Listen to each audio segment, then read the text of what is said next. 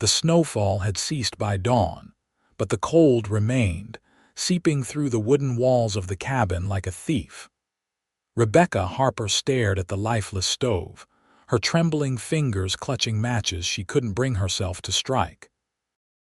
The thought of the flickering flame brought only memories, terrible memories, that set her heart racing and tears flowing down her wind-chapped cheeks. It had been 3 weeks since she'd buried her parents after the fire that consumed their farmhouse in Kansas. 3 weeks since she'd fled west with nothing but a wagon, 2 horses, and the unbearable weight of guilt pressing down on her chest. Now, alone in a hastily purchased homestead in the Colorado Territory, the winter of 1875 seemed determined to claim her as well. Rebecca wiped her tears with the back of her hand and tried again, striking the match only to drop it as soon as the flame appeared. Her stomach growled, reminding her that she hadn't eaten since yesterday morning. The cold porridge sitting in a bowl was unappealing, but without a fire it was all she had. The sudden knock at the door nearly made her heart stop. Out here, 20 miles from the nearest town of Willow Creek, visitors were as rare as rain in August. "Hello, anybody home?" The voice was deep, distinctly male. Rebecca hesitated. She'd left her father's revolver in the bedroom. "Who's there?" she called, trying to keep the waver from her voice. "Name's Ethan Morgan, madam. I was passing through and saw smoke from your chimney yesterday. Noticed there ain't none today. Thought I'd check if everything's all right." Rebecca glanced at the cold stove and felt heat rise to her cheeks, her weakness exposed to a stranger. "I'm fine," she lied. "Just conserving wood." A pause. "It's 15 degrees out here, madam." Nobody conserves wood in this weather unless they are dead or dying. Despite herself, Rebecca felt a small smile tug at her lips. The man's bluntness was oddly refreshing. "I'm neither dead nor dying, Mr. Morgan, just having some trouble with the stove. Mind if I come in and take a look?" "I promise I'm respectable. Got references in town if you need 'em." Rebecca hesitated. Her father had always warned her about the dangers of the frontier, especially for a woman alone. But the cold was seeping into her bones, and the thought of another day without hot food made her decision for her. "Very well," she said, moving to unlatch the door. The man who ducked through her doorway was tall enough that he had to stoop to avoid hitting his head on the frame. His broad shoulders were dusted with snow, and his face, partially hidden by a neatly trimmed beard, was weathered from years under the sun. But it was his eyes that caught Rebecca's attention, a clear, steady blue that seemed to take in everything at once. "Appreciate you letting me in, madam," he said, removing his hat to reveal dark hair flecked with early gray at the temples. He couldn't have been more than 35. "Weather's turning nasty again." Rebecca nodded, suddenly conscious of her disheveled appearance, hair hastily pinned, dress wrinkled from sleeping in it. "As I said, I'm having some trouble with the stove." Ethan's gaze moved to the cold iron stove, then to the scattered matches on the floor, and finally to Rebecca's reddened eyes. Understanding dawned on his face, but to her relief, he asked no questions. "Mind if I take a look?" he asked, already shrugging off his heavy coat. "Please do," Rebecca said, stepping back. Ethan knelt by the stove, checking the flue and examining the firebox. Wood stacked proper, flues clear. He glanced up at her, his expression gentle. "Stove's in fine working order, madam." Rebecca wrapped her arms around herself, shame washing over her. "I know," she whispered. Ethan stood slowly, brushing off his hands. He seemed to be weighing his words carefully. "Some folks have trouble with fire after they've seen what it can do when it gets loose." Fresh tears welled in Rebecca's eyes. How did he know? Was her pain so transparent? "I can't," she admitted, her voice breaking. "Every time I try to light it, I see my parents' house burning. I hear the screams. She broke off, unable to continue. Ethan nodded, no judgment in his eyes.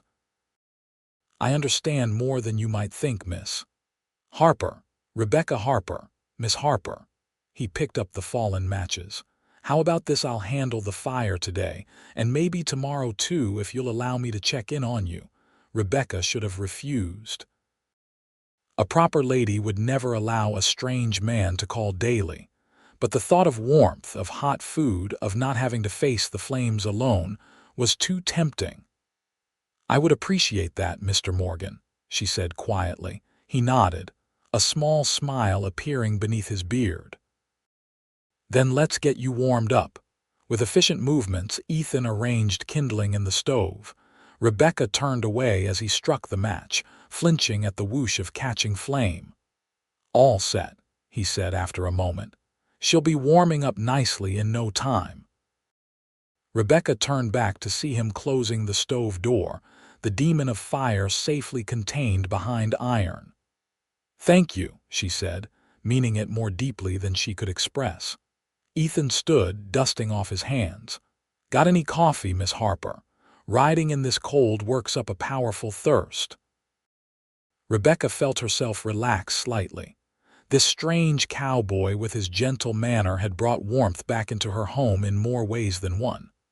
I do, Mr. Morgan, and please call me Rebecca. Only if you call me Ethan, he replied with a smile that reached his eyes.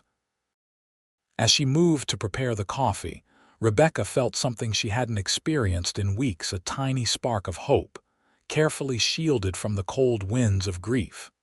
Ethan Morgan was a man of his word. The next morning, just as the pale winter sun breached the horizon, his knock came at Rebecca's door. She had slept better with the cabin warm and answered his knock with her hair neatly pinned and wearing a clean dress. Good morning, Miss Rebecca, he said, hat in hand despite the cold. Come to tend your fire as promised. Rebecca stepped back to let him in. You're very punctual, Mr. Morgan. Ethan, he reminded her with a smile, and punctuality's important out here. Sun doesn't wait, neither does the work. As he moved to the stove, Rebecca noticed he carried a small burlap sack. What's that you've brought? Just some provisions, he said, seemingly embarrassed. Noticed you were running low on some basics yesterday. Hope you don't mind. Rebecca felt a flush of both gratitude and shame. Was her destitution so obvious? I can't accept charity, Mr. Ethan. He looked up from where he knelt by the stove. It's not charity when it's between neighbors, Rebecca. Neighbors? She questioned. You live nearby. Ethan nodded, striking a match and lighting the stove with practiced ease. Rebecca forced herself to watch this time, though her hands clenched at her sides. Got a small spread about 3 miles east of here, he explained. Nothing fancy, couple of horses, some cattle, a cabin not much bigger than this one. You're ranching alone? Rebecca asked, surprised. Most of the ranches she'd heard about employed at least a few hands. For now, Ethan said, closing the stove door and adjusting the flue. Started with nothing 5 years ago, building slowly, doing things right. There was pride in his voice, not boastful but quiet and certain.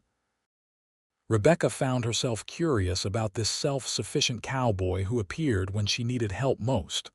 Coffee, she offered, moving to the stove now that it was lit. Don't mind if I do, he said, unpacking his sack. Brought some fresh eggs and bacon from town.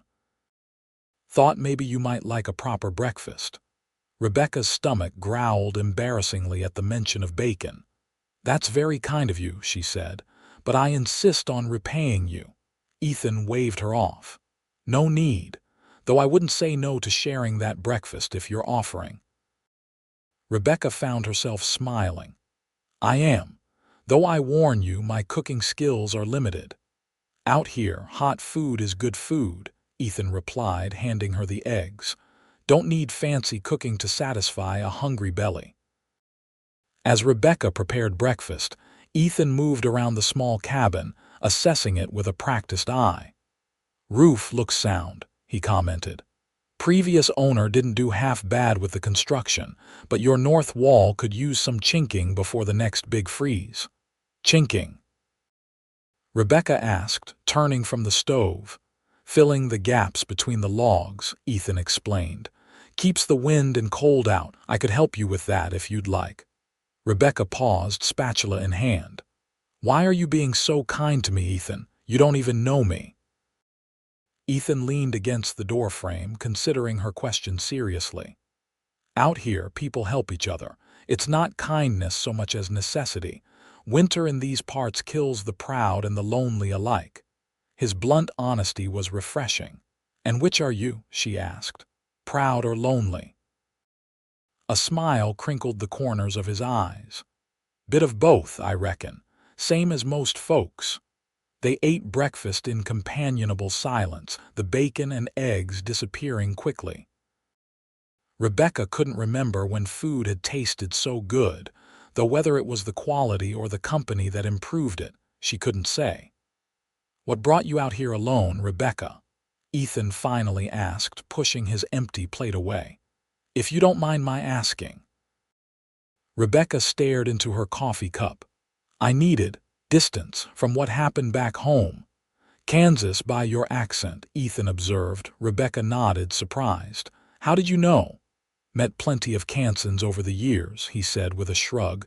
You've got that soft prairie drawl. Rebecca set down her cup. If she was going to accept this man's help, he deserved some truth. There was a fire, she said quietly, our farmhouse. My parents didn't survive. Ethan's face softened with genuine sympathy. I'm sorry, Rebecca, that's a heavy burden to carry. It was my fault, she whispered, the words escaping before she could stop them. Ethan's brow furrowed. How do you figure that? I left a lamp burning in the kitchen when I went to town, she said, her voice flat with the weight of repeated self-accusation. The cat must have knocked it over. By the time I returned, the house was gone, so were they. Ethan was quiet for a long moment. When he spoke, his voice was gentle but firm. Accidents happen, Rebecca, terrible ones, but carrying blame that isn't rightfully yours won't bring them back. Whose blame is it then? She asked, tears threatening. Sometimes there's no blame to be had, he replied, just misfortune and cruel chance. Rebecca wanted to believe him, wanted desperately to set down the heavy load of guilt she'd been carrying, but it wasn't so simple. I don't know how to live with it, she admitted. Every time I see a flame, I'm back there, smelling the smoke, hearing the beams crack. Ethan reached across the table, hesitating before gently covering her hand with his. You live with it one day at a time, and you don't do it alone. Rebecca looked at his weathered hand on hers. It had been so long since anyone had offered her comfort. Thank you, she said softly. He withdrew his hand, suddenly self-conscious. I should get going, got chores waiting. As he stood to leave, Rebecca gathered her courage. Will you come back tomorrow to help with the fire? Ethan smiled, settling his hat on his head. I'll be here, and I'll bring supplies for that chinking work if you're agreeable. I am, Rebecca said. Very agreeable. After Ethan left, Rebecca stood in the doorway watching his tall figure mount his horse and ride away. The cold air nipped at her cheeks, but for the first time in weeks, she felt warmth spreading through her chest, a warmth that had nothing to do with the fire crackling in her stove. The next week fell into a pattern that brought unexpected comfort to Rebecca's days. Each morning, Ethan would arrive just after dawn, light her stove, and share a simple breakfast. Then, while Rebecca tended to her meager household chores, he would work on improving her cabin, chinking the walls, fixing a loose floorboard, reinforcing the roof against the heavy snow. On the fifth day, as they sat drinking coffee after breakfast, Rebecca finally asked the question that had been on her mind. Don't you have your own ranch to tend to, Ethan? Surely spending half your days here is putting you behind on your work. Ethan sipped his coffee thoughtfully. Winter's the slow season. Cattle mostly fend for themselves with the hay I put up in fall, and I've got a good neighbor, old Jim Calloway, who keeps an eye when I'm away. Still, Rebecca persisted, it seems like a lot of trouble to go to for a stranger. Ethan set down his cup, his blue eyes meeting hers directly. You're not exactly a stranger anymore, Rebecca. The simple statement carried weight that made her heart beat faster. No, I suppose not, she agreed softly. Ethan cleared his throat. Besides, truth be told, it's nice having somewhere to be, someone expecting me. Winter gets mighty lonely otherwise. Rebecca understood that feeling all too well. What about family? Don't you have kin somewhere? A shadow passed over Ethan's face. Had a brother once, lost him in the war. Parents passed before that. I'm sorry, Rebecca said, recognizing the familiar pain of loss in his expression. Ethan shrugged, a gesture she was coming to recognize as his way of deflecting difficult emotions. It was a long time ago. War took a lot of good men. Which side? She asked carefully. Even after a decade, the divisions of the Civil War remained sensitive. Union, he replied. Though I don't hold much against those who wore gray. Most were just boys following orders, same as us. Rebecca nodded, relieved. Her father had fought for the Union as well, though he rarely spoke of it. What about you? Ethan asked. Any family left? An aunt in St. Louis, Rebecca said. She offered to take me in, but... She trailed off, unsure how to explain her need to flee, to start somewhere fresh where nobody knew her story. But you needed your own place, Ethan finished for her. Somewhere to breathe. Yes, she said, surprised by his understanding. Exactly that. A comfortable silence fell between them, broken only by the crackling of the fire in the stove. Outside, snow had begun to fall again, large flakes drifting past the window. Storm's coming, Ethan observed, rising to look outside. Might be a bad one. Rebecca felt a flutter of anxiety. Will you be able to make it back to your ranch safely? Ethan studied the darkening sky. Should be fine if I leave now. Got a good horse who knows the way. As he gathered his coat and hat, Rebecca felt an irrational urge to ask him to stay. The thought of being alone during a blizzard was unsettling, but she had no right to keep him from his own home, his own responsibilities. Be careful, she said instead, following him to the door. Ethan paused, hat in hand. I'll try to make it tomorrow, but if the snow's too deep, don't worry. I'll come as soon as the trails are passable. I understand, Rebecca said, though the prospect of not seeing him filled her with a strange emptiness. Ethan hesitated, then reached out to briefly touch her cheek with gloved fingers. You'll be all right, Rebecca. You're stronger than you know. Before she could respond, he was gone, his tall figure quickly disappearing into the swirling snow. True to Ethan's prediction, the storm was fierce. Rebecca spent the night listening to the wind howl around her cabin, grateful for the chinking work that kept the worst of the drafts at bay. When morning came, she faced the stove with determination. You can do this, she whispered to herself, matches in hand. Her fingers trembled, but she forced them to remain steady as she struck the match. The familiar flash of flame brought a wave of panic. Images of her parents' burning home threatened to overwhelm her. But instead of dropping the match, Rebecca closed her eyes and thought of Ethan, his calm confidence, his steady hands, his belief in her strength. Taking a deep breath, she lit the kindling and quickly closed the stove door. Her heart raced, but there was triumph mixed with the fear. A small victory, but significant. The storm lasted 3 days. By the third morning, Rebecca had mastered lighting the stove, though she still couldn't watch the flames for long. She was running low on provisions, but managed to make a thin stew from what remained of her potatoes and salt pork. When the knock finally came at her door on the 4th day, Rebecca nearly dropped the book she'd been reading. She rushed to open it, unable to contain her relief at seeing Ethan standing there, his coat covered in snow but his face split in a wide smile. "You're alive then," he said, his eyes quickly assessing her, "and looking well." "Come in before you freeze," Rebecca said, stepping back.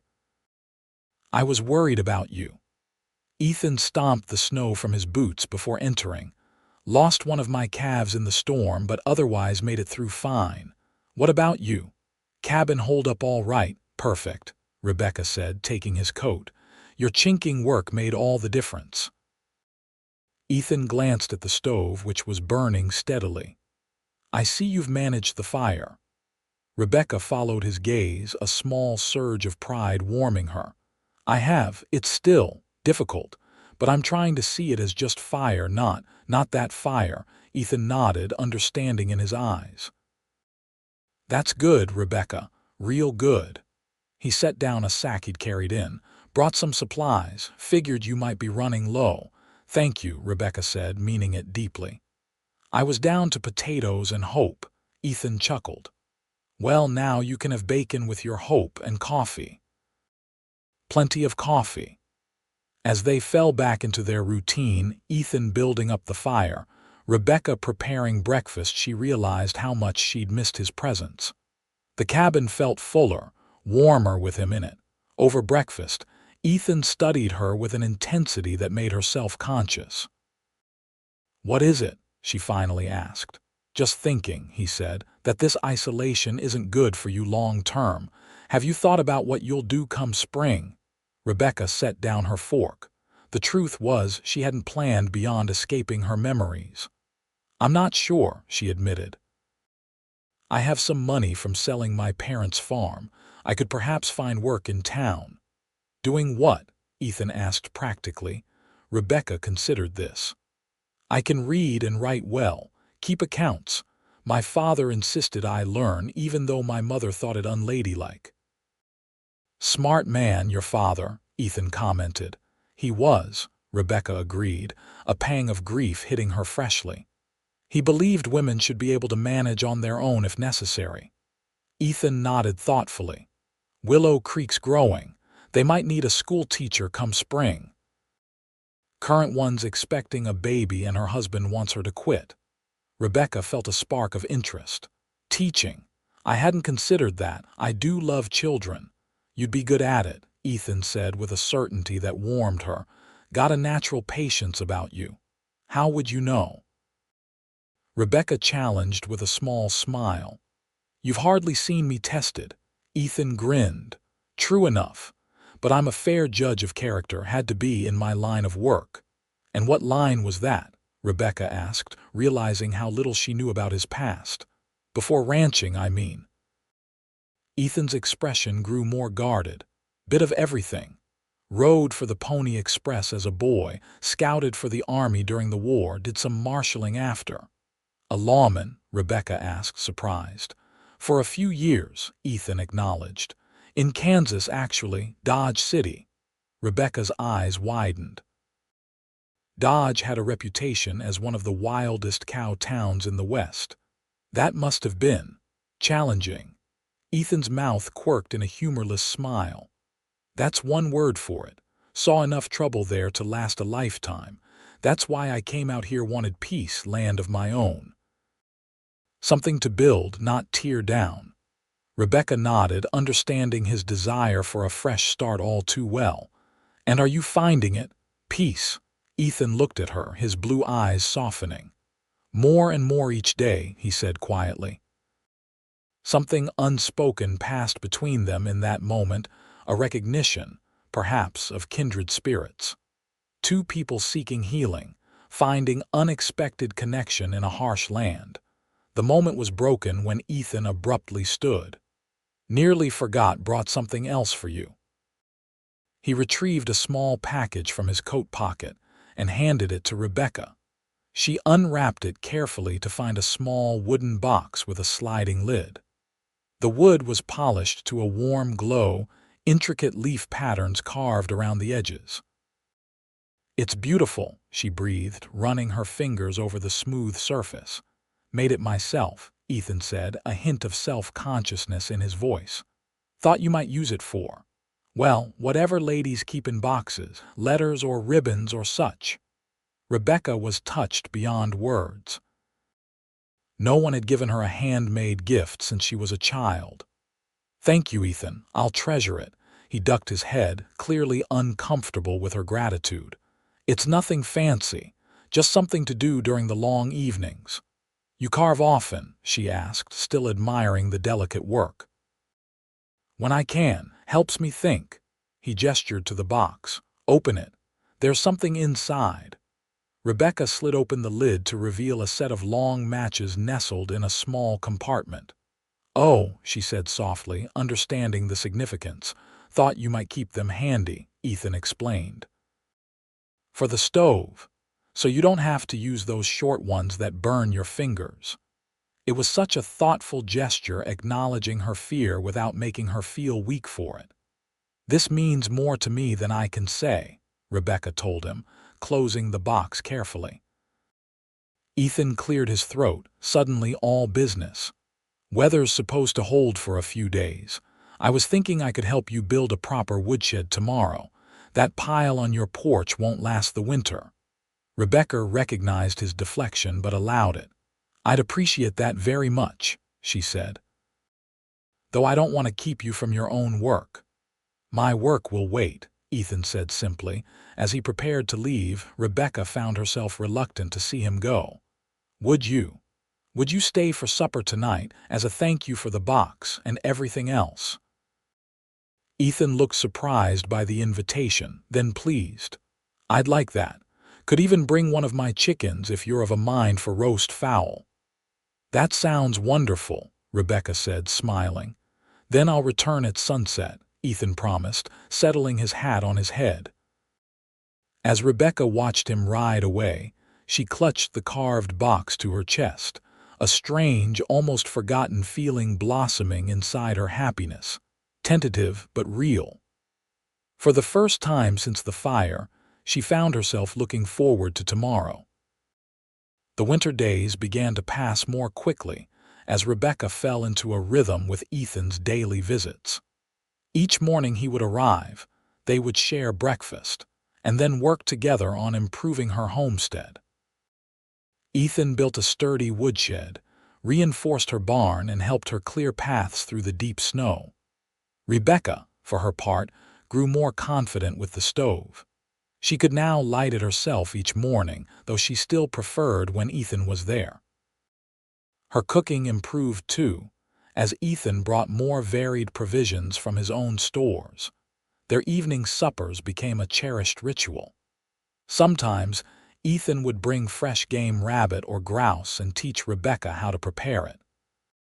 Other times, they would make do with simple fare of beans and cornbread. But it was the conversation that nourished Rebecca, most stories exchanged, dreams cautiously shared, a friendship deepening with each passing day. On a clear January evening about a month after they'd met, Ethan arrived for supper with a surprise, a small crate of oranges. Where on earth did you get these? Rebecca exclaimed, lifting one to her nose and inhaling the sweet citrus scent. Train brought them in to Willow Creek yesterday, Ethan explained, looking pleased by her reaction. Thought you might be missing fresh fruit. I was, though I didn't realize it until this moment, Rebecca admitted. What a luxury. That night, they feasted on venison stew followed by the rare treat of oranges for dessert. As they sat by the stove, savoring the last segments, Rebecca noticed Ethan watching her with an unusual intensity. Is something wrong? She asked. Ethan set down his orange peel. Been thinking, Rebecca. Tomorrow's Sunday. Yes, she agreed, unsure where he was heading. Thought you might like to come to town with me. There's services at the little church, then a community dinner after. Might do you good to meet some folks. Rebecca felt a flutter of anxiety. She hadn't been around real society since leaving Kansas. I don't know, Ethan. I'm not sure I'm ready for that. You can't stay isolated forever, he said gently. Willow Creek's got good people. They'd welcome you. What would I say when they ask why I'm here? She questioned. I don't want to be the object of pity or gossip. Ethan leaned forward, his expression earnest. You don't have to tell your story to anyone who doesn't earn the right to hear it. Just say you're homesteading and leave it at that. Plenty of women come west on their own these days. Rebecca considered this. Part of her longed for female company for the comfort of community. Another part feared facing the world again, feared judgment or, worse, indifference. Would we be going together? She asked hesitantly. Ethan's eyes softened. If you'd allow me the honor of escorting you, yes. The formal phrasing, so at odds with his usual straightforward manner, made Rebecca smile despite her nervousness. Very well, she decided. I'll go, though I warn you my Sunday best isn't particularly impressive anymore. You could wear a potato sack and still outshine every woman in Willow Creek, Ethan said, then immediately looked as though he regretted the words. Rebecca felt a blush warm her cheeks. That's a kind thing to say, even if it's not true.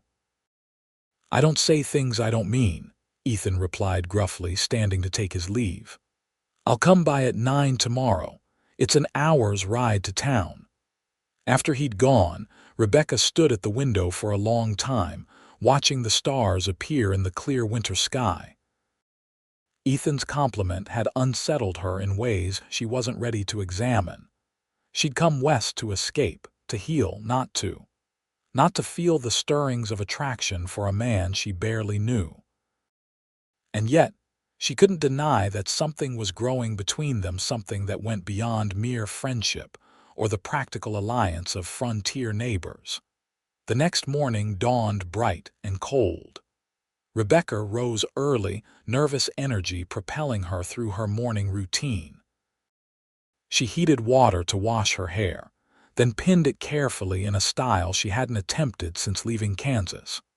Her best dress, a deep blue wool with minimal adornment, had thankfully survived the journey west with only minor wrinkles. When Ethan knocked at precisely 9 o'clock, Rebecca's heart fluttered at the sound. She opened the door to find him similarly transformed. Gone was the work-worn rancher, replaced by a gentleman in a clean black coat and string tie, his dark hair slicked back, beard neatly trimmed. "Good morning," he said, his eyes widening slightly as he took in her appearance. "You look very nice, Rebecca." "As do you," she replied, suddenly shy. "I'll just get my coat." Ethan had brought his wagon instead of riding horseback, for which Rebecca was grateful. The bench seat was narrow, forcing them to sit close together, but the wool blanket he tucked around her legs provided welcome warmth against the morning chill. "Nervous?" he asked as they set off, the horse's breath clouding in the cold air. Rebecca nodded, clutching her small handbag.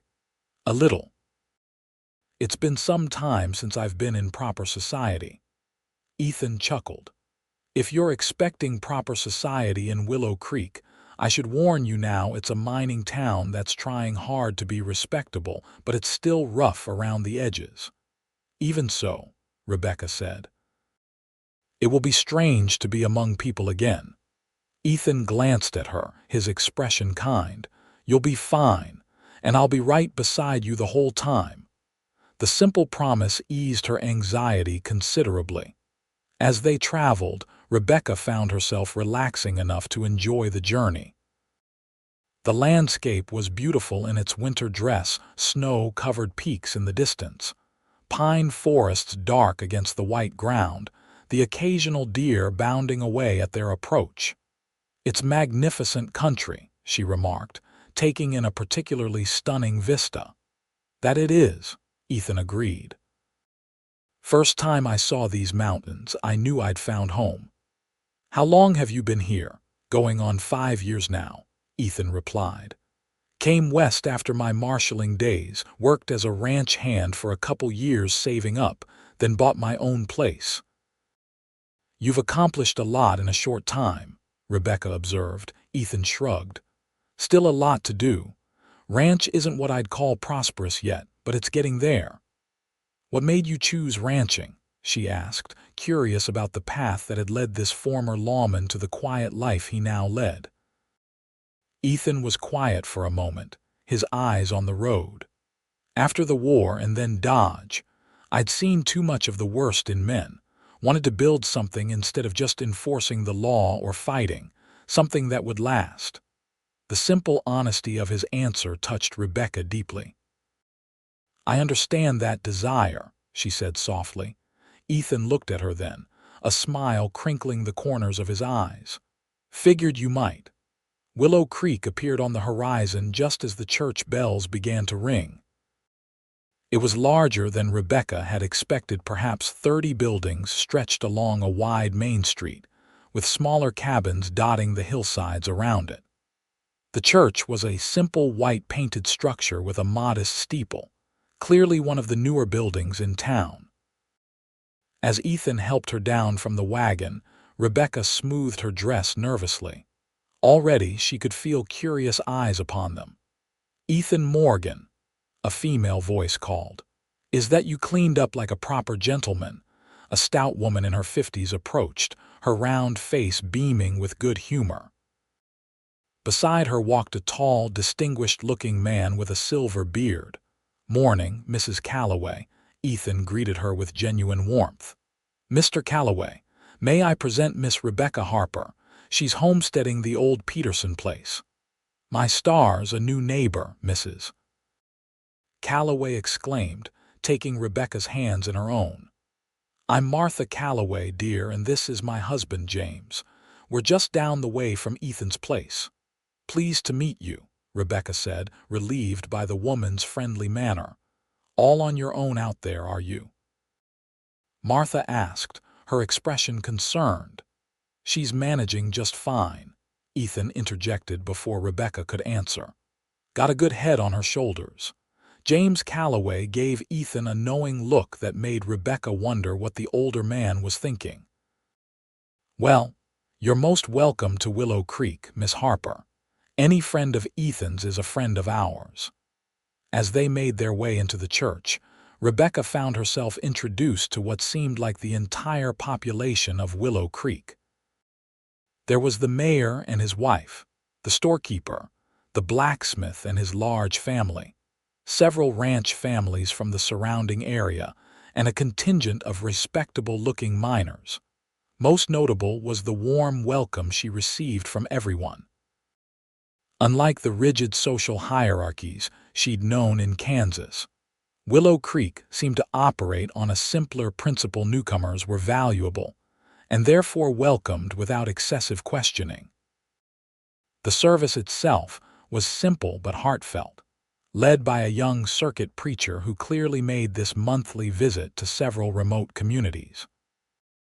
Rebecca found comfort in the familiar hymns and prayers, though her mind occasionally wandered to the man sitting beside her, his deep voice joining in the singing with surprising melody.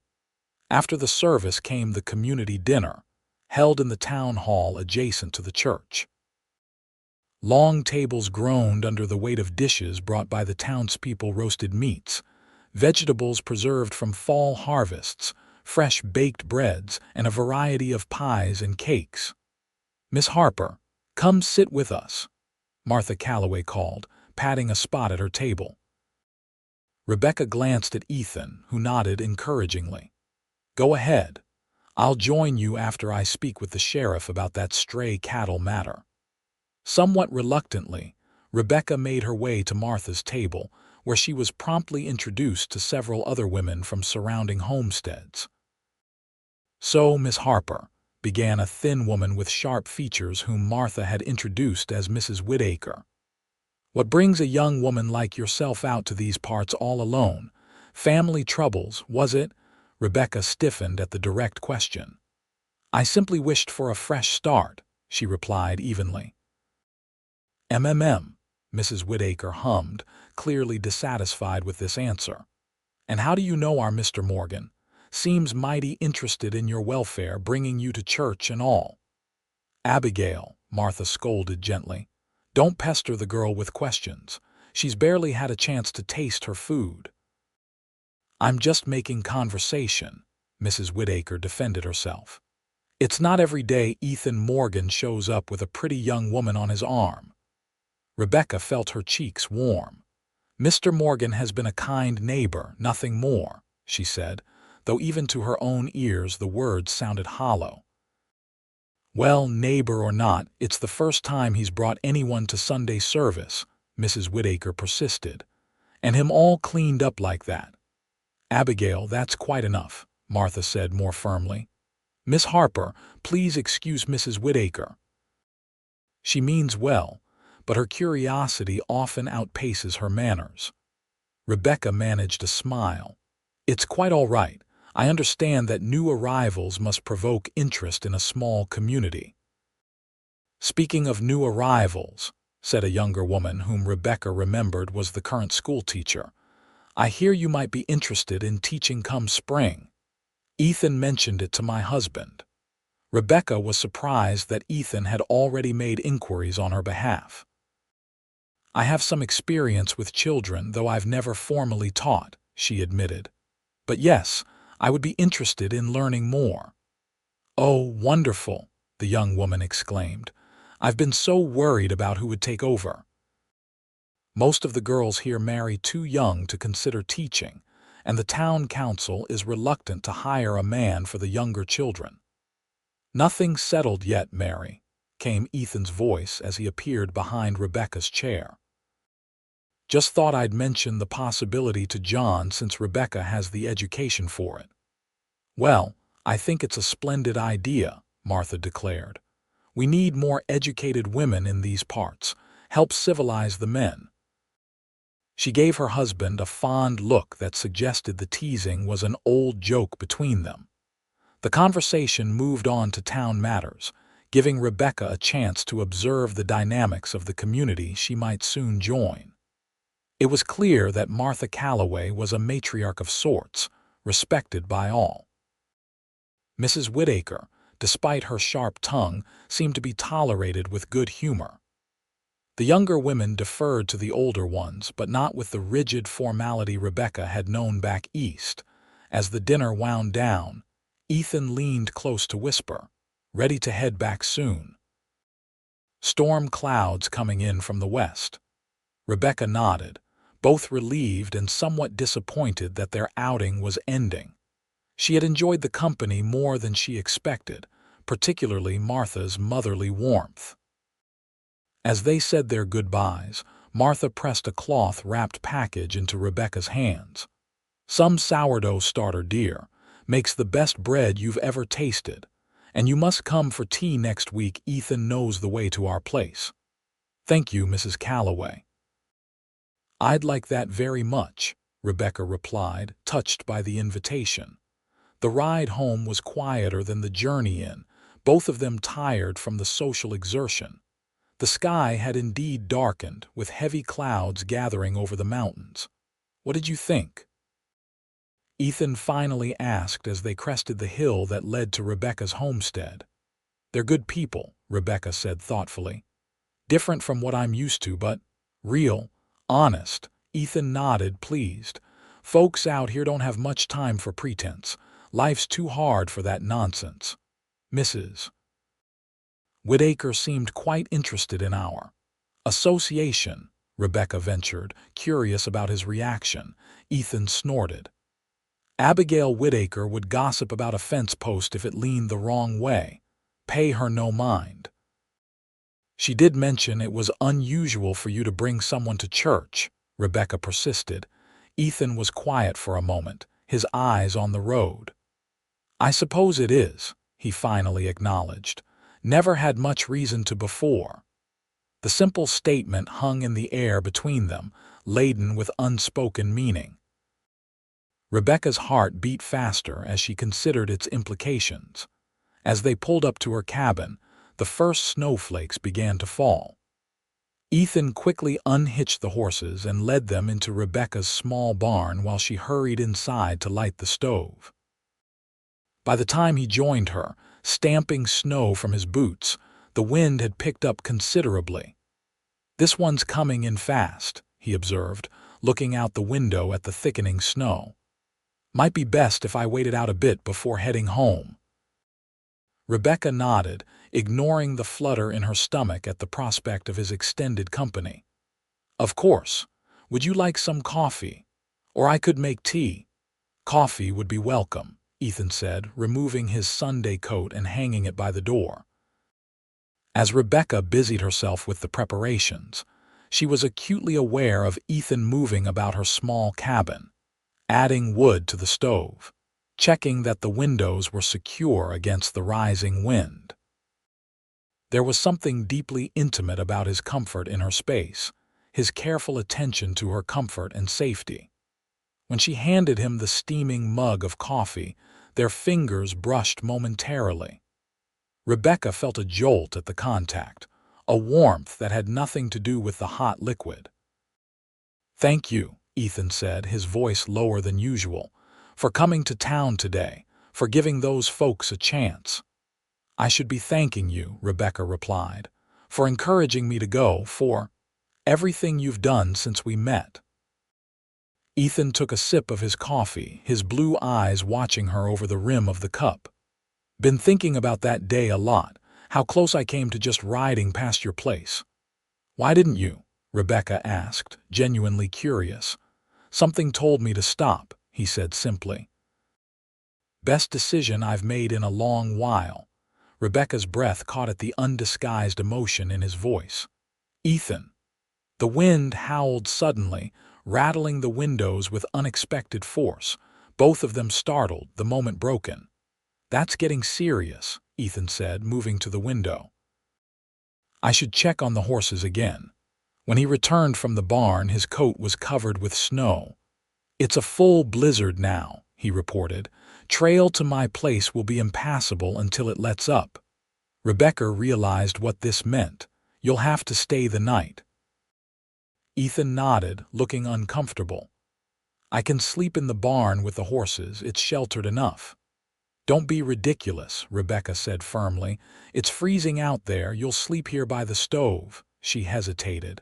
"I know it's not proper, but I think the circumstances excuse conventional proprieties." Ethan's mouth quirked in a half-smile. "Not much conventional about either of us, is there?" Rebecca returned his smile, feeling a strange liberation in the truth of his words. Out here, miles from town, caught in a blizzard, the strict social rules she'd grown up with seemed distant and irrelevant. "I'll make up a pallet for you," she decided. "And perhaps some supper. I still have those beans you brought last week." As the evening progressed, Rebecca found herself more at ease with Ethan's presence than she had any right to be. They shared a simple meal, then sat by the stove talking as the storm raged outside. Ethan told her more about his time as a marshal, stories that mixed danger with humor in a way that had her alternately gasping and laughing. In turn, Rebecca shared memories of her parents, good ones that didn't involve the fire. Stories of her father teaching her to ride, her mother's patient lessons in household management, the simple pleasures of their farm life in Kansas. "They sound like fine people," Ethan said when she finished a particularly fond recollection. "The kind who raised a daughter to be strong and independent." "I don't feel very strong most days," Rebecca admitted. Ethan leaned forward, his expression serious. "Strength isn't about not feeling fear or grief, Rebecca. It's about continuing on despite it. By that measure, you're one of the strongest people I've ever met."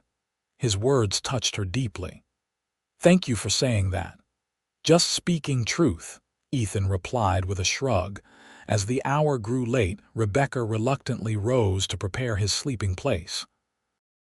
She arranged blankets on the floor near the stove, then retreated behind the curtain that separated her bed from the main room. "Good night, Ethan," she called softly after changing into her nightgown and robe. "Good night, Rebecca," came his reply, his deep voice somehow comforting in the darkness. Despite her exhaustion, sleep eluded Rebecca. She lay awake, listening to the storm and the occasional creak of floorboards as Ethan shifted on his makeshift bed. His presence just beyond the curtain was both reassuring and unsettling. She had not allowed herself to consider the possibility of love since arriving in Colorado. Her grief had consumed her, leaving room for little else.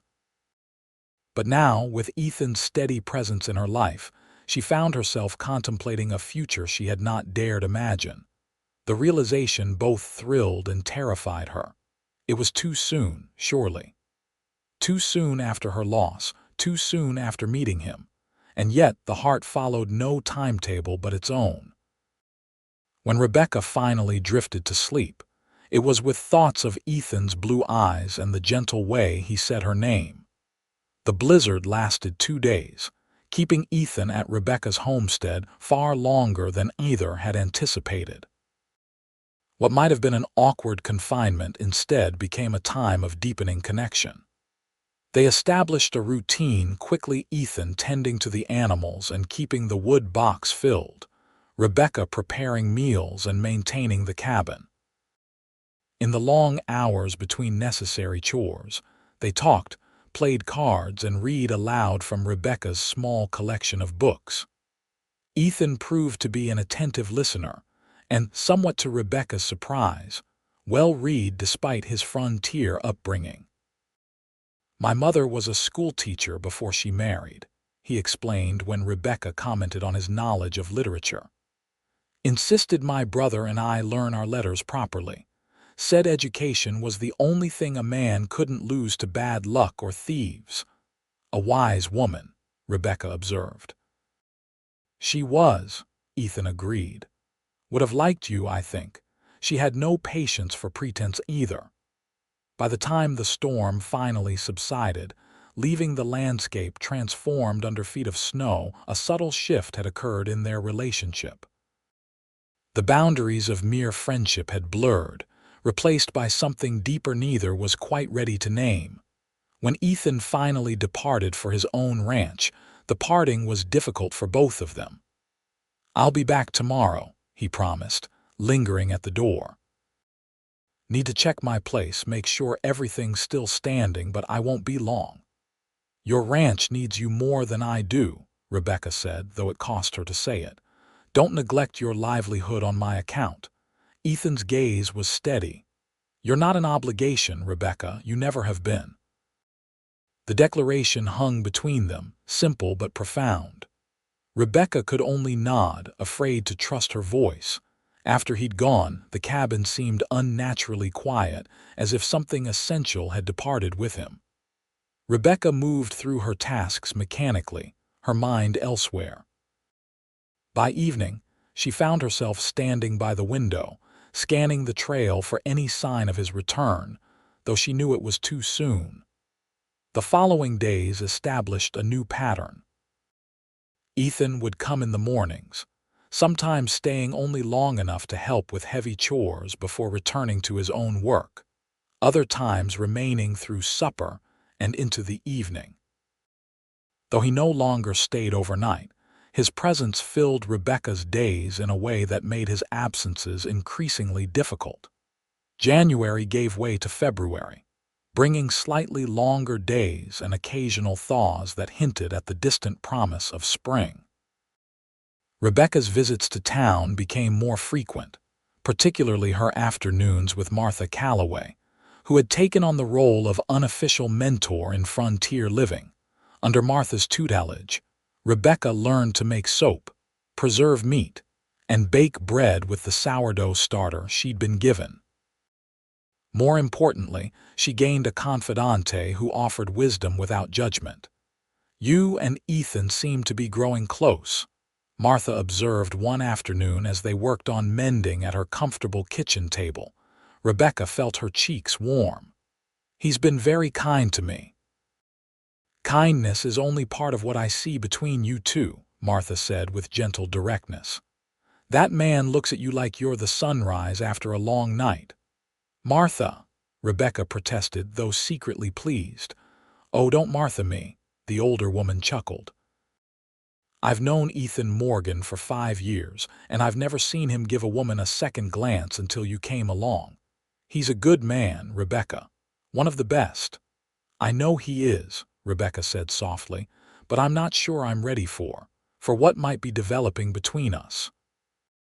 Martha set down her mending, her expression serious. May I speak plainly, dear? Rebecca nodded, recognizing Martha's motherly wisdom tone. Grief doesn't end, not completely, Martha said. It changes shape, gets lighter to carry, but it becomes part of you. If you wait until you're completely free of it to move forward, you'll be waiting forever. I'm afraid, Rebecca admitted, not just of my feelings for Ethan, but of losing again, of the pain. Martha reached across the table to pat her hand. That's the bargain we make when we love, dear. Risk of pain for the certainty of joy. Can't have one without accepting the possibility of the other. Rebecca considered this. You make it sound so simple. Oh, it's not simple at all, Martha laughed. It's terribly complicated and sometimes downright maddening. But it's also the most worthwhile thing you'll ever do. Open your heart after it's been broken. That evening, as Ethan drove her back to her homestead, Rebecca found herself studying his profile in the fading light. The strong line of his jaw, the slight crinkles at the corners of his eyes that deepened when he smiled, the capable hands that held the reins with easy confidence. "Something on your mind?" he asked, catching her gaze. Rebecca looked away quickly. "Just thinking about something Martha said today." "Mrs. Calloway is a wise woman," Ethan remarked. "James says she's never been wrong about anything important in 30 years of marriage." "Never?"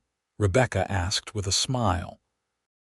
"Well, he did say she once insisted a skunk had gotten into their root cellar when it was actually a fermented cabbage gone bad," Ethan admitted. "But otherwise, her judgment's sound." Rebecca laughed, the sound carrying in the crisp winter air. It still surprised her sometimes, this capacity for joy that was gradually returning to her life. When they reached her cabin, Ethan helped her down from the wagon as usual. But instead of immediately releasing her hand, he held it a moment longer, his expression growing serious. "Rebecca," he began, then hesitated, uncharacteristically uncertain. Her heart quickened. "Yes," Ethan seemed to be weighing his words carefully. "The town's having a dance next Saturday for Valentine's Day. I was wondering if you might consider attending. With me."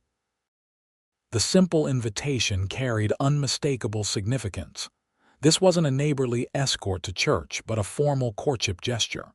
"I'd like that," Rebecca said softly, surprised by how easy the acceptance was. Relief and pleasure transformed Ethan's face. "Good, that's good." They stood for a moment in the gathering dusk, neither quite ready to part. Finally, Ethan released her hand and stepped back. "I should go," he said. "Got calves to check before dark." "Will you come tomorrow?" Rebecca asked. "Wild horses couldn't keep me away," Ethan promised with a smile that warmed her more effectively than any stove. As Rebecca watched him drive away, she felt a curious lightness in her chest, as if some long-carried burden had begun to lift. Martha was right. Grief was still with her and might always be. But perhaps there was room in her heart for more than just sorrow. Perhaps there was space for something new to grow. The week leading up to the Valentine's dance was filled with both anticipation and anxiety for Rebecca. The social event would mark her formal introduction to Willow Creek society. As more than just a newcomer, she would be attending on Ethan Morgan's arm, a statement that would not go unnoticed in the small community. "You'll need a proper dress," Martha declared when Rebecca visited midweek. "Something festive," Rebecca sighed. "My best dress is the blue one you've already seen. I didn't bring many belongings when I came west." Martha studied her thoughtfully. "My Elizabeth left some dresses when she married and moved to Denver. She's about your size. Let's see what might suit you." An hour later, Rebecca stood before Martha's mirror, hardly recognizing herself in a gown of deep burgundy silk. The style was a few years old but beautifully made, with a modest bustle and delicate lace at the collar and cuffs.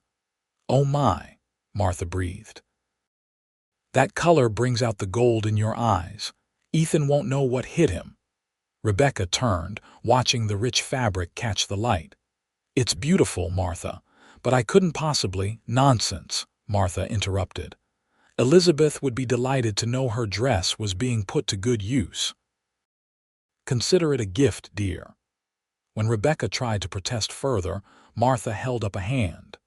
"Every woman deserves to feel beautiful, especially when she's being courted by a good man. Now, let's see about doing something with that hair of yours for Saturday." The night of the dance arrived clear and cold, with stars scattered like diamonds across the velvet sky.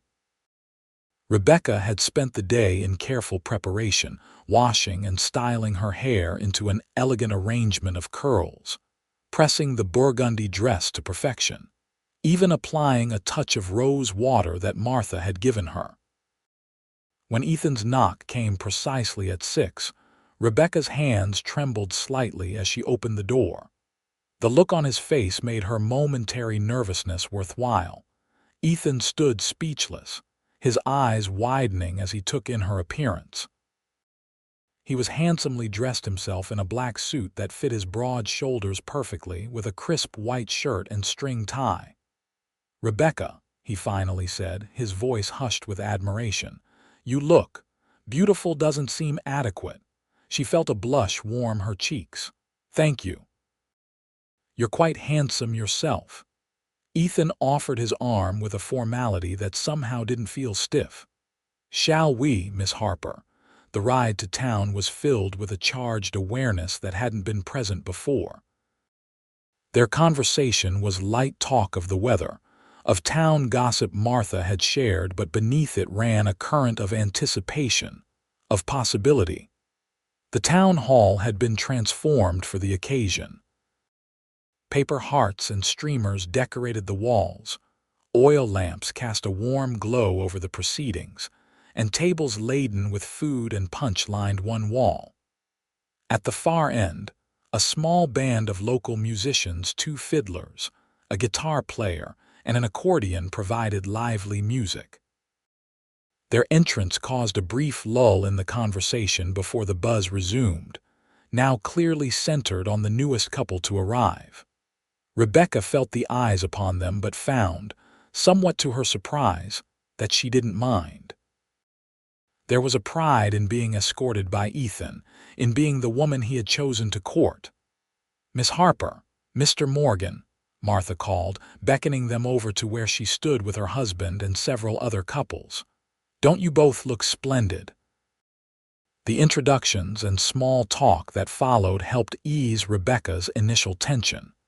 The people of Willow Creek were largely welcoming, though she noted Mrs. Whittaker's speculative gaze following her and Ethan as they moved through the crowd. "Would you care to dance?" Ethan asked as the band struck up a waltz. Rebecca hesitated. "It's been some time since I've danced." "Makes 2 of us," Ethan admitted with a smile, "but I reckon we can manage to stumble around the floor together without causing too much damage." His self-deprecating humor relaxed her. "In that case, I accept." Ethan led her to the dance floor and placed a hand respectfully at her waist, taking her right hand in his left. As they began to move with the music, Rebecca was pleasantly surprised to find that Ethan danced well, guiding her with subtle pressure and confident steps. "You dance beautifully," she said, looking up at him with new appreciation. "Where did a cowboy learn to waltz?" A smile played at the corners of his mouth. "My mother again. Insisted my brother and I learn proper manners, including dancing. Said a man who couldn't dance was only half-educated." "I'm beginning to think I would have liked your mother very much," Rebecca laughed. "She would have adored you," Ethan replied, his voice softening. "Strong, intelligent women were her favorite kind of people." The simple compliment warmed Rebecca more than the exertion of dancing. As they continued to move around the floor, she became increasingly aware of Ethan's hand at her waist, the slight pressure of his fingers, the warmth of his touch through the silk of her dress. "I've been meaning to ask you something," Ethan said as the waltz wound down. "The school board met yesterday. They'd like to offer you the teaching position starting in April when the new term begins." Rebecca's eyes widened with surprise and pleasure. "Truly, but they've hardly met me." "They know enough," Ethan replied. "Your education, your character. Martha spoke highly of you, as did Reverend Phillips, and the current teacher, Mary, is eager to recommend you." "I don't know what to say," Rebecca admitted. "It would mean moving to town, wouldn't it?" Ethan nodded. "There's a small house for the teacher, attached to the schoolhouse. Not much, but solid construction, better than your cabin for the winter months." Rebecca considered this. The practical benefits were obvious: regular income, a more comfortable dwelling, proximity to town amenities. But it would also mean leaving the isolated homestead where she had begun to heal and where Ethan had become such an important part of her life. Would I see less of you?" she asked hesitantly. Ethan's eyes softened. "No, Rebecca. If anything, I'd see you more. I come to town twice weekly for supplies and business, and the school calendar includes summers free." The implication that he was planning for their relationship to continue long-term sent a thrill through Rebecca. "Then I think I would like to accept," she said. Ethan's smile was as warm as summer sunshine. "I'm glad. You'll make a fine teacher." As the evening progressed, they danced several more times, shared punch and refreshments, and conversed with various townspeople. Rebecca found herself genuinely enjoying the social interaction, especially with Ethan at her side, his steady presence making introductions easier, his occasional protective glances when conversations veered toward personal questions reassuring her that she wasn't alone. It was nearly midnight when Ethan suggested they start for home. "Storm clouds moving in from the north," he explained. "Best get back before it hits." They said their goodbyes, with Martha extracting a promise from Rebecca to visit the following week to discuss the teaching position in more detail. As they stepped outside, Rebecca was startled by how cold the night had grown, a sharp wind cutting through her wrap. "Here," Ethan said, removing his coat and placing it around her shoulders before she could protest. "Can't have you catching cold before your teaching career even begins." "But you'll freeze," Rebecca objected. "Takes more than a bit of wind to chill me," Ethan replied with a wink. "Besides, we'll be home soon enough." The word home hung between them, laden with meaning. Whose home did he mean? Hers? His? The concept itself, rather than a specific place. The ride back was mostly silent, both of them lost in thought as the wagon creaked along the snowy road. When they reached Rebecca's cabin, Ethan helped her down, his hands lingering at her waist a moment longer than necessary. "I should get inside," Rebecca said softly. "It's late." Ethan nodded but made no move to leave. "Rebecca," he began, his voice low and serious, "tonight was special to me. Being with you, dancing with you, seeing you smile, it's made me realize something I've been feeling for some time now." Rebecca's heart beat faster. "What's that?" In the silvery moonlight, Ethan's eyes were earnest, vulnerable in a way she'd never seen before. "I'm falling in love with you," he said simply. "Have been since that first day when I found you crying over that cold stove." The declaration, spoken with such straightforward honesty, took Rebecca's breath away. "Ethan, you don't need to say anything," he interrupted gently. "I know it might be too soon for you. I know you're still healing. I just wanted you to know where I stand, what my intentions are." Rebecca felt tears prick her eyes, not from sorrow but from a wellspring of emotion too complex to name. "It isn't too soon," she whispered. Not for what I'm feeling. Hope flared in Ethan's eyes. And what are you feeling, Rebecca? She took a deep breath, finding courage in his openness. The same as you. I've been falling in love with you too, Ethan Morgan. Even when I tried not to, even when I told myself it was too soon, my heart knew better. Ethan stepped closer, raising a hand to gently cup her cheek. May I kiss you, Rebecca Harper, please, she breathed. The kiss was gentle, almost reverent, a promise rather than a demand. Ethan's lips were warm against hers, his hand steady at her waist. When they parted, Rebecca felt as though something fundamental had shifted in her world, aligning it in a way she hadn't thought possible again. I should go, Ethan said reluctantly.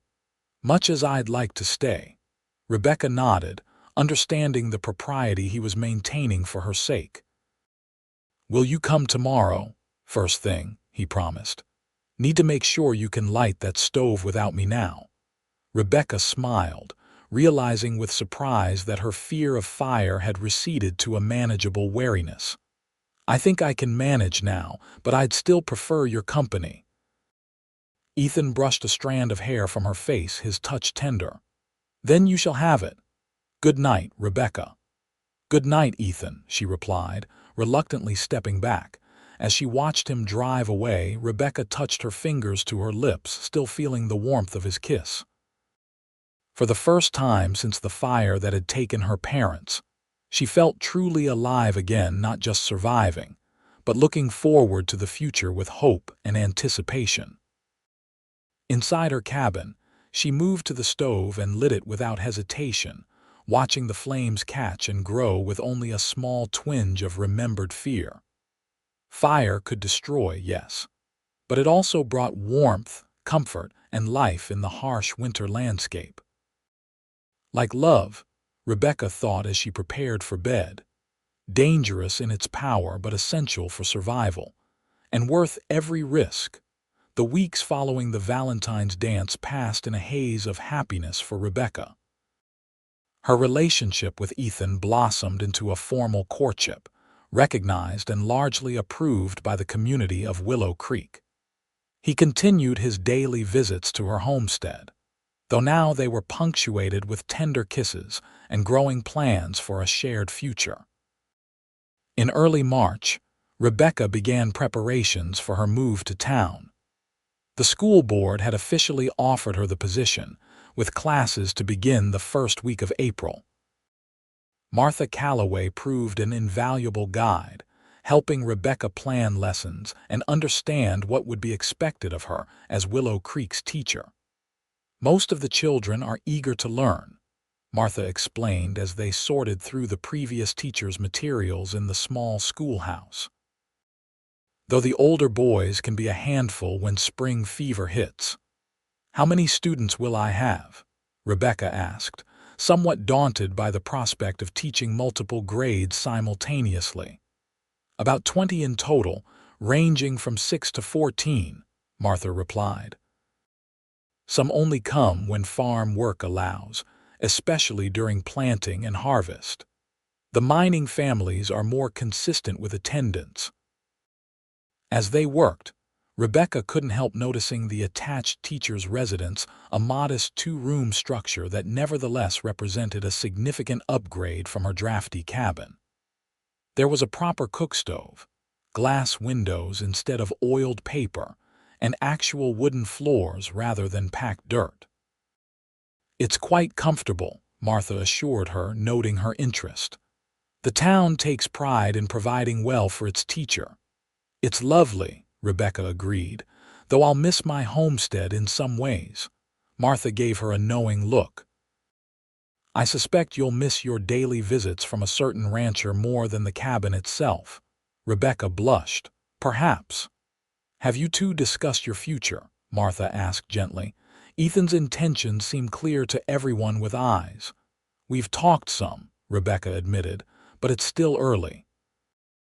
In truth, she and Ethan had begun cautious discussions about marriage, though no formal proposal had been made. The teaching position complicated matters slightly. Rebecca was contracted for at least the spring term, meaning any wedding would need to wait until summer. Just don't wait too long, Martha advised. Life's uncertain, especially out here. When you find happiness, you should grab it with both hands. Rebecca took the advice to heart. That evening, when Ethan came for supper, she broached the subject directly. "I've been thinking about us," she began as they sat before the fire. "About our future." Ethan's expression grew serious. "I have too, more than I probably should admit." Rebecca smiled at his honesty. "Martha thinks we shouldn't wait too long to make plans." "Martha's a wise woman," Ethan replied, taking Rebecca's hand in his. "I've been wanting to speak to you about something along those lines." Rebecca's heart quickened. "Oh," Ethan shifted, suddenly looking uncharacteristically nervous. "I had a more romantic scenario planned, but since you've brought it up." He reached into his pocket and withdrew a small object wrapped in cloth. "I've been carrying this around for 2 weeks, waiting for the perfect moment." Rebecca's breath caught as he unwrapped the cloth to reveal a simple gold ring with a small pearl set in the center. "It was my mother's," Ethan explained. "My father gave it to her when they had nothing but dreams and hard work ahead of them." He took a deep breath. "Rebecca Harper, I love you. Will you do me the honor of becoming my wife?" Though she had anticipated the question, the reality of it, Ethan kneeling before her, ring in hand, his blue eyes earnest with hope, overwhelmed Rebecca. Tears spilled down her cheeks as she nodded. "Yes," she managed. "Yes, Ethan, I will marry you." The joy that transformed his face was something Rebecca knew she would remember all her days. Ethan slipped the ring onto her finger, a perfect fit, as if meant for her, then pulled her into his arms for a kiss that sealed their commitment. When they finally parted, Ethan rested his forehead against hers. "I know you're contracted to teach through spring," he said. "I thought perhaps a June wedding, unless that's too soon." "June would be perfect," Rebecca replied. "It gives us time to prepare and for me to fulfill my obligation to the school." Ethan nodded, clearly having thought this through. "I've been adding onto my house," he admitted. "Extra bedroom, larger kitchen. It still won't be grand, but I want you to be comfortable." The idea that he had been preparing for her, hoping for her agreement even before asking, touched Rebecca deeply. "I don't need grand," she assured him. "Just you, and a home we build together." The following Sunday they announced their engagement to the congregation at Willow Creek's church. The news was met with enthusiastic approval, particularly from Martha and James Calloway, who insisted on hosting an engagement supper that evening. "To Ethan and Rebecca," James toasted, raising his glass as friends gathered around the Calloways' dining table. "May your lives together be as rich in joy as you are in love for each other." "Hear, hear," came the response from the assembled guests. As Rebecca looked around at the faces of these people who had welcomed her so warmly, then at Ethan's proud smile beside her, she felt a profound sense of belonging. The terrible fire that had driven her west had seemed like an ending, but it had proved to be a beginning, instead painful. Yes, but leading to this moment, this man, this future. The weeks flew by as Rebecca settled into her teaching position while simultaneously preparing for her June wedding. The children of Willow Creek proved to be generally eager students, and Rebecca discovered a natural talent for instruction that made the days fulfilling if exhausting. Ethan visited as often as possible, coming to town 3 times a week now instead of his previous 2. On Saturdays, he would escort Rebecca to his ranch to show her the progress on their future home and seek her input on the improvements. "This will be your domain," he explained as they stood in the newly expanded kitchen one April afternoon. "So it should suit your preferences." Rebecca walked through the space, envisioning herself preparing meals, perhaps someday teaching a daughter to bake bread at the sturdy work table Ethan had crafted himself. "It's perfect," she said sincerely. "More than I ever expected to have again." Ethan's expression softened. "You deserve every happiness, Rebecca. I aim to provide as much of it as one man can." As May turned to June and their wedding day approached, Rebecca found herself increasingly reflective. 1 year ago, she had been in Kansas, her parents alive, her future seemingly predictable. Now, everything had changed: her geography, her vocation, her heart. The night before her wedding, as she sat in her teacher's residence packing the last of her personal items, Rebecca came across the small wooden box Ethan had given her months ago. She opened it, running her fingers over the delicately carved surface. The long matches inside had served their purpose, helping her overcome her fear of lighting the stove.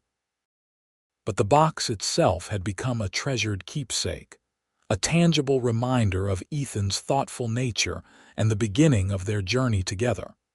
A soft knock at her door roused Rebecca from her reflections.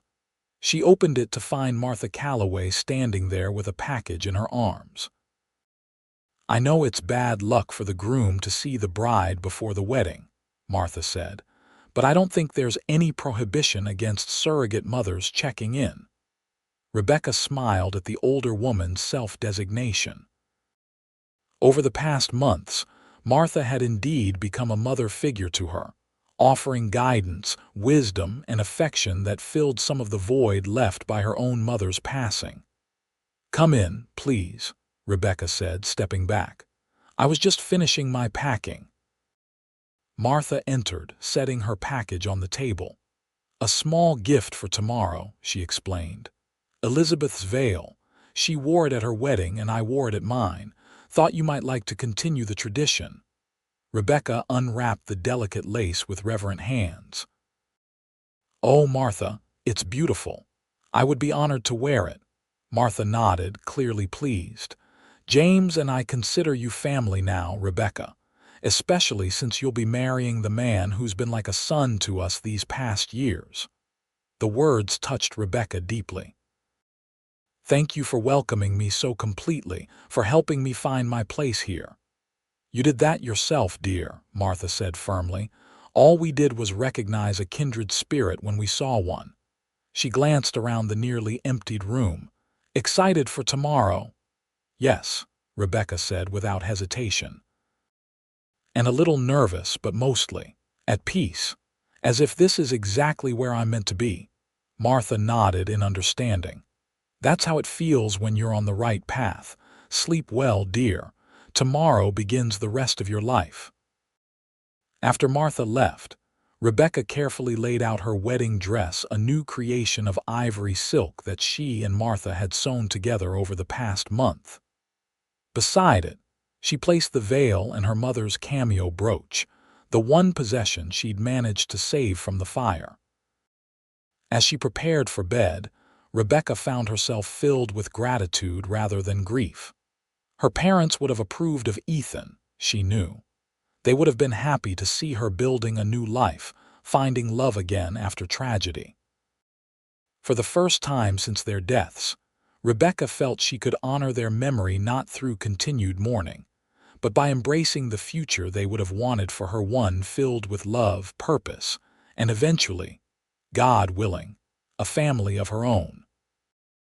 Morning dawned clear and bright, as if nature itself approved of the day's events. Rebecca was awakened by the arrival of Martha and several other women from town who had come to help her prepare. "The men are keeping Ethan occupied," Martha informed her with a wink. "James says he's as nervous as a cat in a room full of rocking chairs. Poor man." The knowledge that her steady, confident Ethan was anxious too somehow calmed Rebecca's own nerves.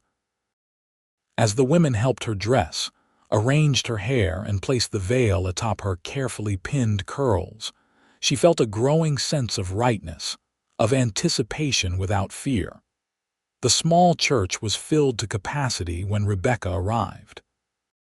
She waited in the vestibule while the guests settled, and the simple music began, a violin playing a traditional wedding march.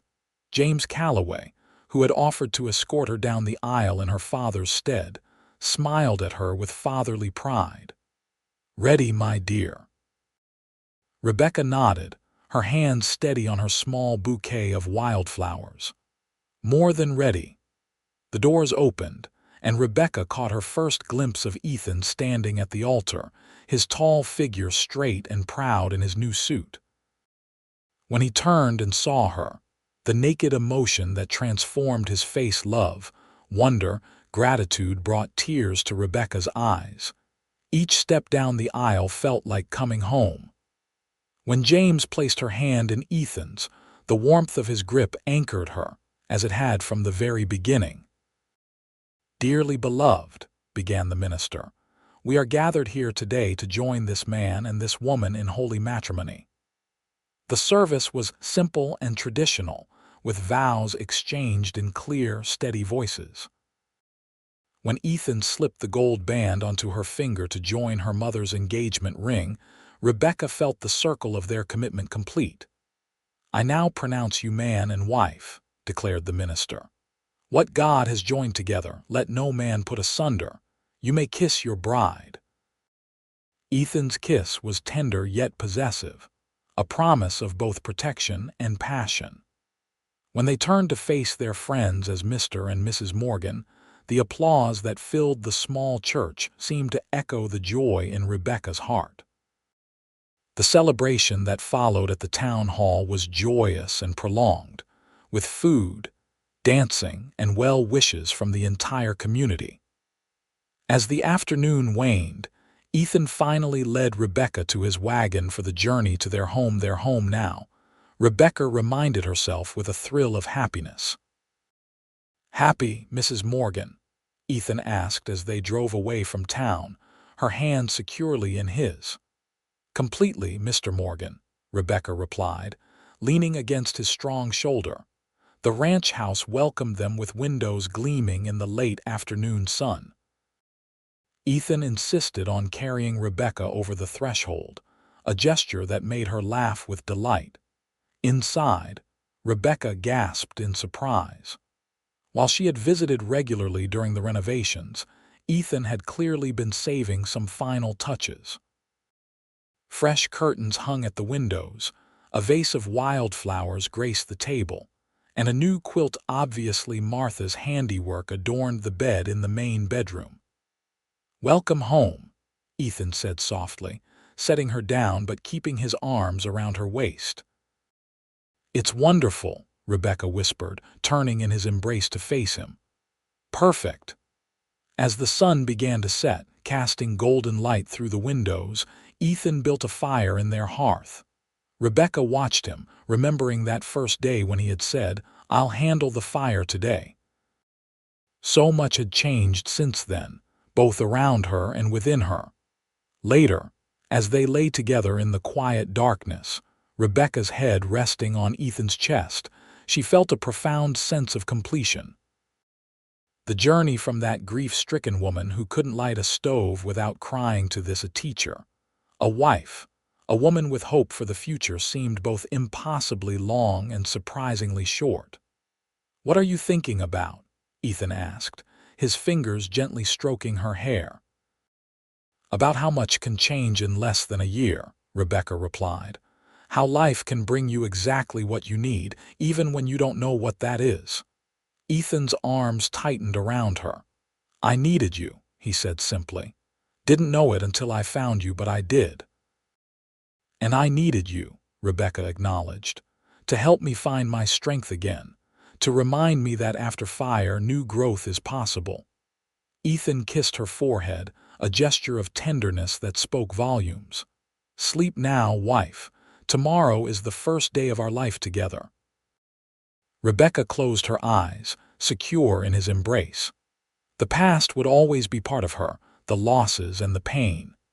But now those memories were balanced by new ones: Ethan's steadfast love, Martha's motherly wisdom, the children's eager faces in her classroom, the community that had embraced her.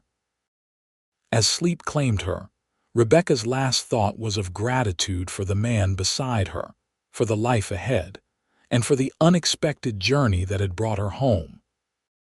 5 years later, Rebecca stood on the porch of their expanded ranch house, watching as Ethan lifted their 3-year-old daughter onto her first pony. Emma's delighted squeal carried across the yard, followed by Ethan's deep, reassuring voice instructing her how to hold the reins. Beside Rebecca, their 1-year-old son James, named for James Calloway, who had passed peacefully the previous winter, babbled happily in her arms, pointing at his sister and father with chubby fingers. "That's right, sweetheart," Rebecca said, bouncing him gently. "Daddy's teaching Emma to ride, just like he taught Mama."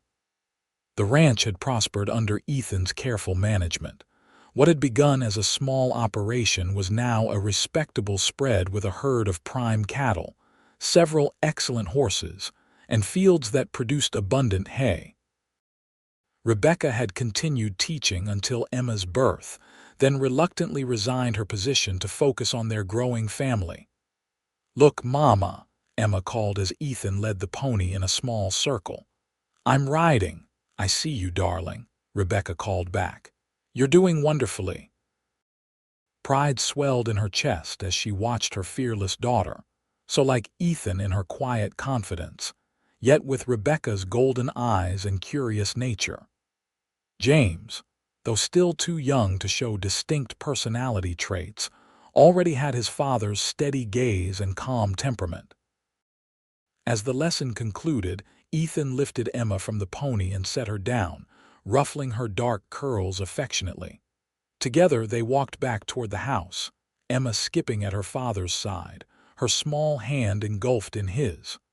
"Mama, did you see? I didn't fall off once," Emma announced as they reached the porch. "You're a natural horsewoman," Rebecca assured her, bending to kiss her rosy cheek. "Just like your father." "And your mother," Ethan added, leaning down to kiss Rebecca softly, "though she doesn't give herself enough credit." Little James reached for his father, and Ethan took him with practiced ease, settling the baby on his hip. "How about some lunch for my hungry ranch hands?" he suggested. "I worked up quite an appetite supervising this young lady's riding lesson." Inside, the kitchen now expanded and equipped with a modern cookstove that Rebecca operated without a trace of her old fear. The family gathered around the table Ethan had built when they were first married. As Rebecca served the simple meal, she paused a moment to take in the scene: her husband, their children, the home they had built together.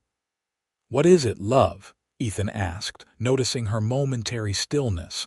Rebecca smiled, warmth filling her heart. "Just counting my blessings," she said softly. Later that evening, after the children were asleep, Rebecca and Ethan sat on the porch watching the sunset paint the western sky in brilliant oranges and pinks. His arm around her shoulders, her head resting against him, they enjoyed the peaceful conclusion to another day. "I had a letter from Martha today," Rebecca mentioned. "She's thinking of selling her place and moving to town. Says the ranch is too much without James." Ethan nodded thoughtfully. "Been expecting that. I'll ride over tomorrow, see if there's anything I can do to help." "She also mentioned that the school board is getting desperate for a teacher again," Rebecca continued. "Mary Johnson's replacement only lasted a year. They've asked if I'd consider returning, perhaps part-time." "You want to?" Ethan asked, his tone making it clear he would support whatever she decided. Rebecca considered the question carefully. "I miss teaching sometimes, but the children are still so young." "We could make it work," Ethan said. "Emma's old enough for school herself now. James could stay with Martha during your teaching hours. She'd love having him. And I can arrange my work to help more with the household." The fact that Ethan automatically considered how to accommodate her wishes rather than questioning them was just one of the many reasons Rebecca's love for him had only deepened over their years together. "I'll think about it," she said. It would be nice to use my education again, to contribute beyond our home. You contribute plenty, Ethan assured her, but I understand wanting more. You're too intelligent to be satisfied with only domestic duties forever. Rebecca turned her face up to his. Have I told you lately how fortunate I am to have found you? Ethan smiled, the crinkles around his eyes deepening. Not since this morning, he teased, then grew serious. I'm the fortunate one, Rebecca. Every day I thank God for whatever impulse made me stop at your cabin that winter day. Divine intervention, perhaps, Rebecca suggested. Or just the decent instincts of a good man who couldn't ride past someone in need.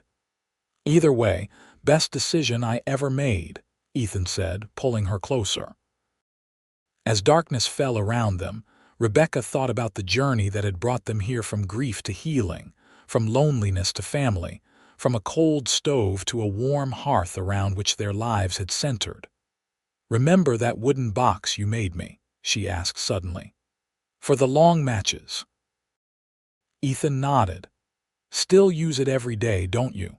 Yes, Rebecca acknowledged, but not for matches anymore. Now it holds Emma's baby curls and James's first tooth, little treasures.